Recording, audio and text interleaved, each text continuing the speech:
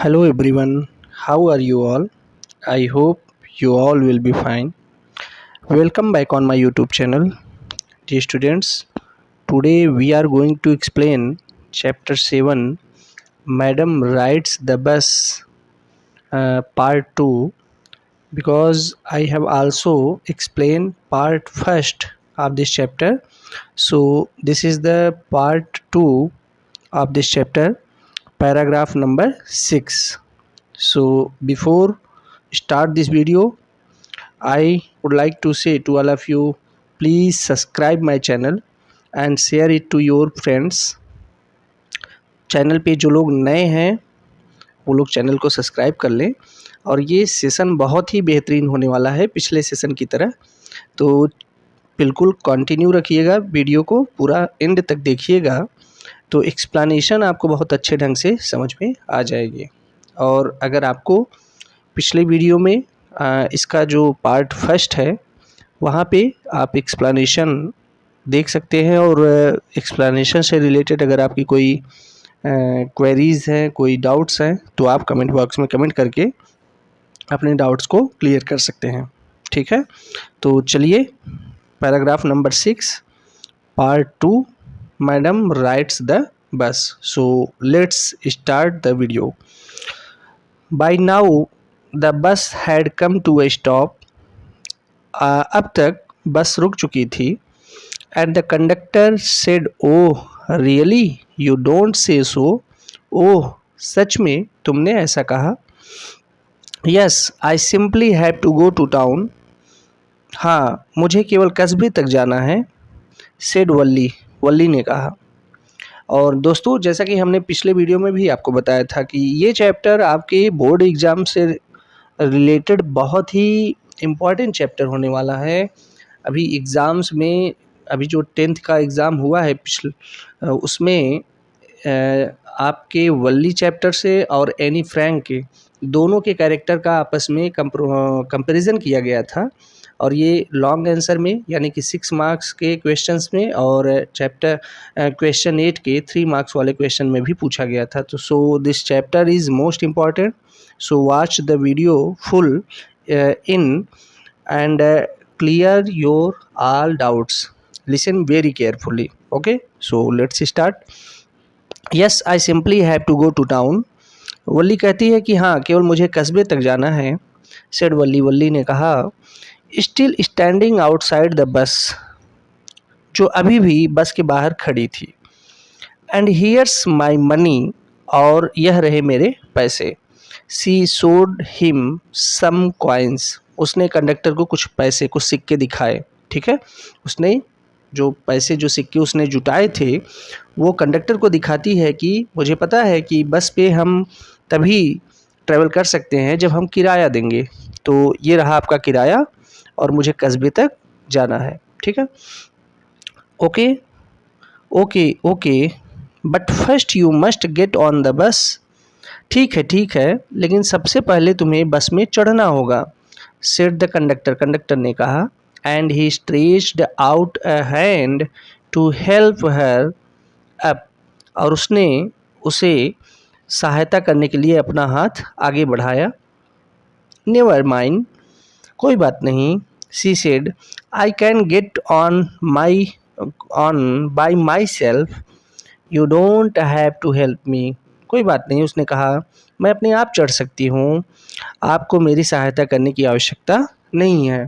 वल्ली ऐसा कहती है। You don't have to help me, आपको मेरी सहायता करने की आवश्यकता नहीं है, मैं अपने आप से चढ़ सकती हूँ। So this is the paragraph number 6। Now we start paragraph number 7। So let's start it. The conductor was a jolly sort fond of joking. Conductor एक खुशमिजाज और मजाकिया व्यक्ति था। Oh please don't be angry with me, उसने कहा, अरे मेरी प्यारी मैडम कृपया मुझसे नाराज़ ना हो। Angry with me my fine madam, मुझसे नाराज़ ना हो मेरी प्रिय मैडम। ही सेड, उसने कहा, here have a seat right up there in front, यहाँ सबसे आगे वाली सामने की सीट पर बैठिए। Everybody move aside please, make way for madam, सभी लोग एक तरफ हो जाइए, मैडम के लिए रास्ता बनाइए। Okay, it was the slack time of day. यह दिन का सबसे फुर्सत का समय था, मतलब कि उस समय लगभग बस मैक्सिमम खाली थी, क्योंकि जिस समय वो बस जा रही थी उस समय का जो टाइम था वो बहुत ही फुर्सत का समय था। उस समय बहुत कम लोग यात्रा करते थे। So it was the slack time of day. यह दिन का सबसे फुर्सत का समय था। And there were only 6 or 7 passengers on the bus. और उस बस में केवल 6 या 7 यात्री थे। They were all looking at Valli and laughing with the conductor. वे सब वल्ली को देख रहे थे और कंडक्टर के साथ जो है वो हंस रहे थे। ठीक है, वल्ली वाज ओवरकम विथ साइनेस। और वल्ली शर्म से भर उठी। साइनेस, साइनेस मीन्स शर्म। ठीक है, तो वल्ली जो है शर्म से भर उठी। And avoiding every once eyes, सभी की आंखों को, मतलब कि सभी के नज़रों से बचते हुए, अवॉइड करते हुए, she walked quickly to an empty seat and sat down.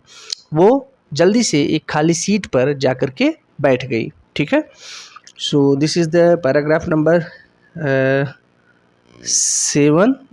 Now we are going to explain paragraph number 8. Yes. May we start now, madam? क्या अब हम चल सकते हैं madam? The conductor asked, conductor ने पूछा, स्माइलिंग, मुस्कुराते हुए। Then he blew his whistle twice, उसके बाद उसने अपनी सीटी को 2 बार बजाया। And the bus moved forward, और बस आगे बढ़ गई।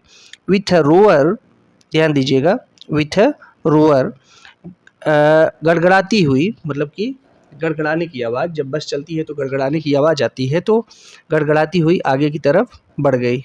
ठीक है, It was a new bus. Its outside painted a gleaming white with some green stripes along the sides. यह एक नई बस थी। यह बाहर से किनारों पर हरे रंग की धारियों के साथ चमकीले सफ़ेद रंगों से रंगी हुई थी। ठीक है, inside the overhead bars shown like silver, और अंदर सिर के ऊपर लगे डंडे चांदी की तरह चमक रहे थे। Directly in front of Valli, above the windshield, there was a beautiful clock. और ध्यान दीजिएगा, वल्ली के बिल्कुल सामने शीशे के ऊपर एक सुंदर सी घड़ी थी। ठीक है, sorry, yes, while there was a beautiful clock, वहाँ पे एक सुंदर सी घड़ी थी। The seats were soft and luxurious, जो सीट थी वो बहुत ही कोमल और आरामदायक थी। Valli devoured everything with her eyes, Valli अपनी आँखों से सब कुछ सजो रही थी, मतलब कि वो चीज़ों को पहली बार देख रही थी, तो वो इस तरीके से देख रही थी कि फिर कभी अगर उसको याद करना हो तो वो अपनी मेमोरी से इसको क्या करे, रिकॉल कर पाए। तो बहुत ही ध्यान से चीज़ों को देख रही थी।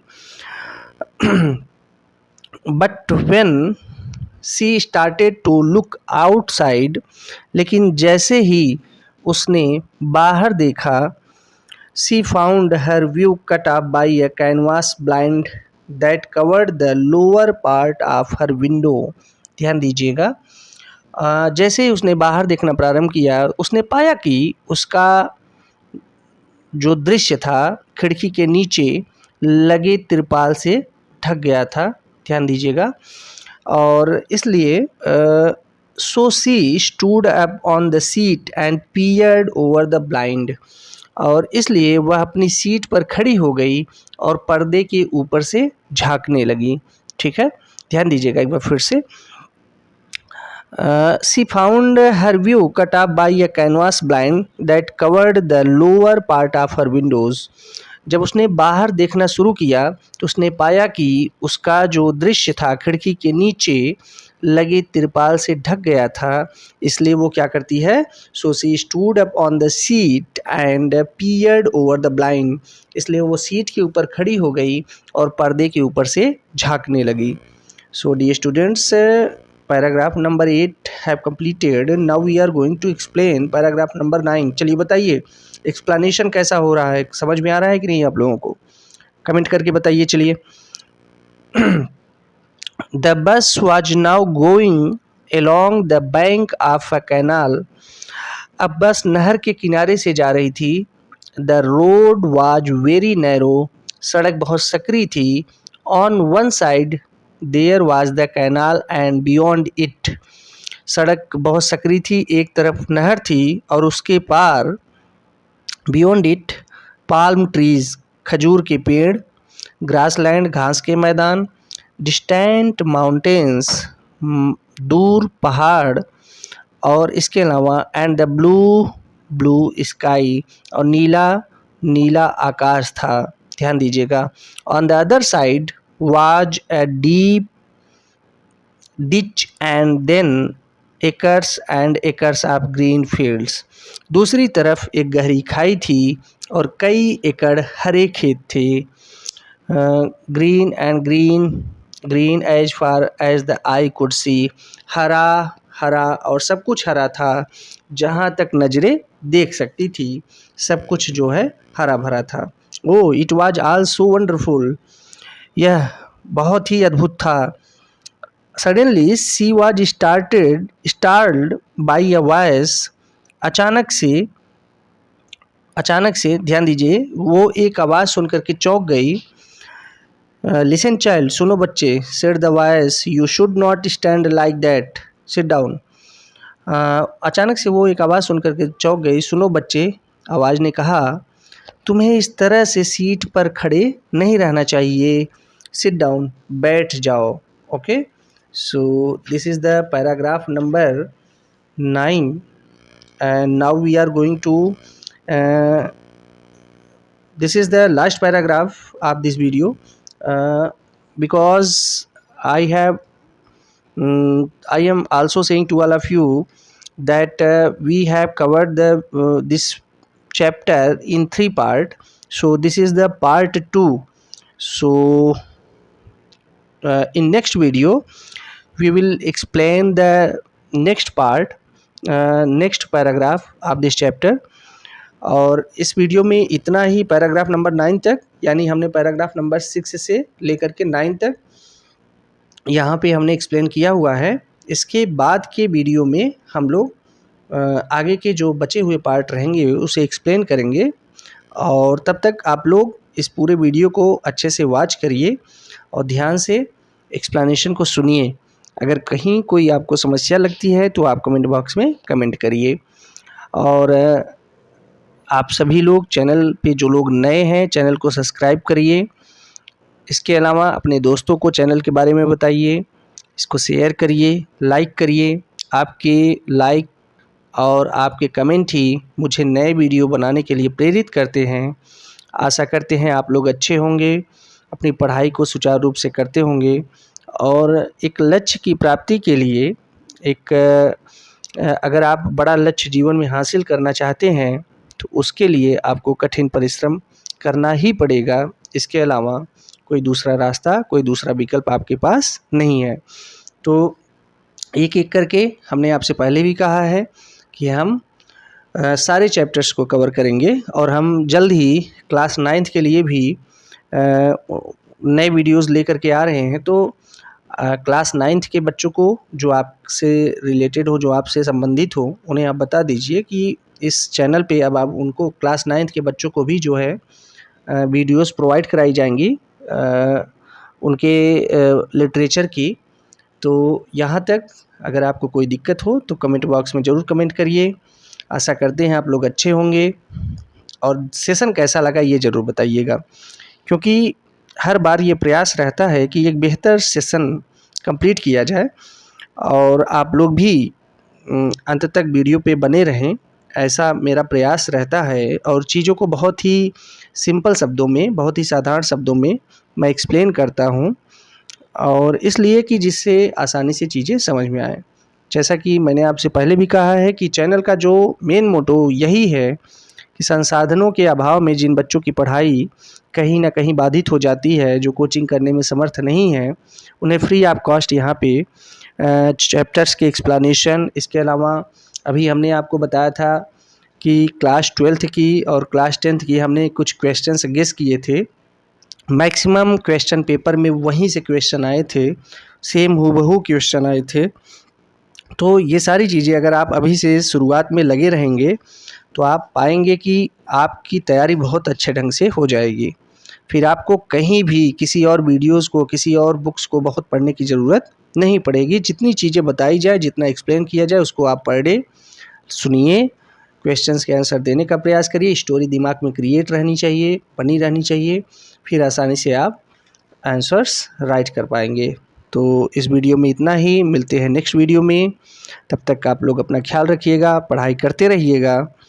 और इसके अलावा तो मुझे लगता है कि अगर आप लोगों को, चलिए कुछ वर्ड मीनिंग ही बता दीजिए। वर्ड मीनिंग आप लोग चलिए कमेंट बॉक्स में कमेंट करके बताइए। यहाँ पे ग्रास लैंड, चलिए ग्रास लैंड की मीनिंग बताइए। माउंटेन्स, बहुत ही सिंपल वर्ड मीनिंग हम पूछ रहे हैं। वंडरफुल, हम बहुत ही सिंपल वर्ड मीनिंग पूछ रहे हैं, आप लोग चलिए बताइए। नैरो, चलिए 4 वर्ड्स हमने आपको दिए हैं। And this is the last word, canal. तो आप लोग जो है इन 5 वर्ड्स के मीनिंग कमेंट बॉक्स में कमेंट करके बताइए, ठीक है। चलिए आप लोग अपना ख्याल रखिए, मिलते हैं नेक्स्ट वीडियो में। तब तक के लिए आप सभी लोगों को मेरा नमस्कार।